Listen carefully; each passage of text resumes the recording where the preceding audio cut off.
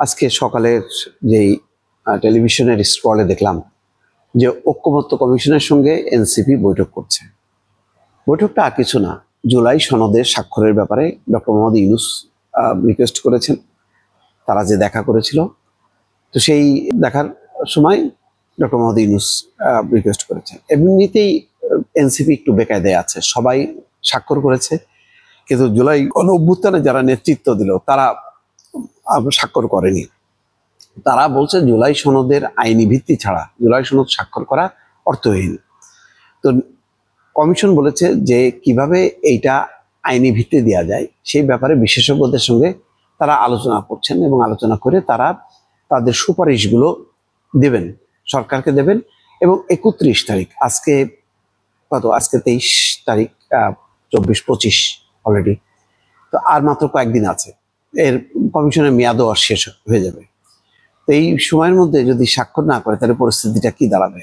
একেবারে এনসিপি বেকায়দা অবস্থায় দাঁড়াবে। তো সুতরাং আজকে আমাদের যেটা ধারণা যে ঐক্যমত্য কমিশনের কাছ থেকে তারা একটা অ্যাসুরেন্স দেবে আনুষ্ঠানিকভাবে এবং তারা স্বাক্ষর করে এই পর্ব শেষ করবে। তো প্রথম আলো একটা রিপোর্ট আছে যে জুলাই সনদের বিষয়ে নিষ্পত্তির পর ভোটের দিকে যাবে এনসিপি, তারপরে তারা ভোটের দিকে যাবে। ভোটের আলোচনা কিন্তু চলছে, এখন কোন দিকে যাবে না যাবে বোঝা যাচ্ছে না। এনসিপি নিজেই জোট করবে নাকি জামাতের সাথে জোট বাঁধবে নাকি বিএনপি দিকে যাবে। কালকে সালাউদ্দিন আহমেদ বলছেন যে তাদের সাথে রাজনৈতিক যোগাযোগ আছে, তাদের সাথে আলোচনাও চলছে, কিন্তু কোনো কিছুই চূড়ান্ত না। এনসিপির শীর্ষ পর্যায়ের 4 নেতার সঙ্গে প্রথম আলো কথা বলেছে। তারা বলেছেন যে 31 অক্টোবর পর্যন্ত ঐক্যমত্য কমিশনের মেয়াদ আছে। জুলাই জাতীয় সনদ স্বাক্ষর করার বিষয়টি নিয়ে অন্তর্বর্তী সরকারের একাধিক উপদেষ্টা এবং বিভিন্ন রাজনৈতিক দলের শীর্ষ নেতাদের সাথে এনসিপির অনানুষ্ঠানিক বৈঠক চলছে বা আলোচনা চলছে। 31 অক্টোবরের আগেই এনসিপি জুলাই সনদে স্বাক্ষর করার সম্ভাবনা আছে। এখন যেটা হচ্ছে যে এই মান অভিমানের মধ্য দিয়ে এনসিপি খুব ভালো অবস্থানে নেই, যে জুলাই সনদে তারা স্বাক্ষর করতেছে না, এই কারণে যে বিশাল একটা ক্ষোভ বিক্ষোভ হবে মানুষের মধ্যে, তাদেরকে নিয়ে সংগঠিত করে সরকারকে একটা চাপ দেবে, সেই চাপ দেওয়ার ক্ষমতা কিন্তু এনসিপি হারায় ফেলছে।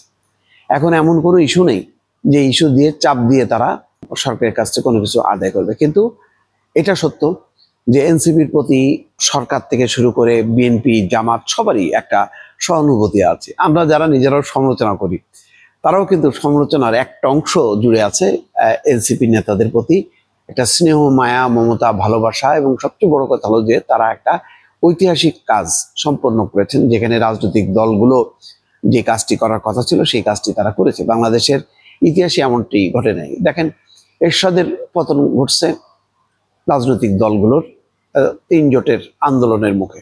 কেউ বলেনি যে অন্য একটা শক্তি এসে এরশাদের পতন ঘটায় দিল।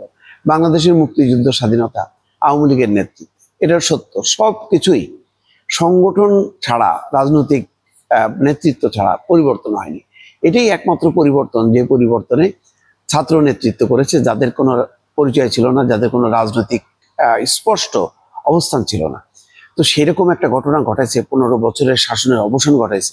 তো এইরকম আপনি যতই রাগ করেন, আলটিমেটলি তো তাদেরকে উপেক্ষা করতে পারেন না। এখন এনসিপি কে কেউ উপেক্ষা করতে পারছে না, আবার এনসিপি যেটা করছে সেটাকেও অনেকে সমর্থন করতে পারছে না। তো এই অবস্থার মধ্যে হয়তো এই বিষয়টার নিষ্পত্তি হবে। এরপরে যেটা দাঁড়াবে যে এনসিপির ভাগ্য কোথায় যাবে।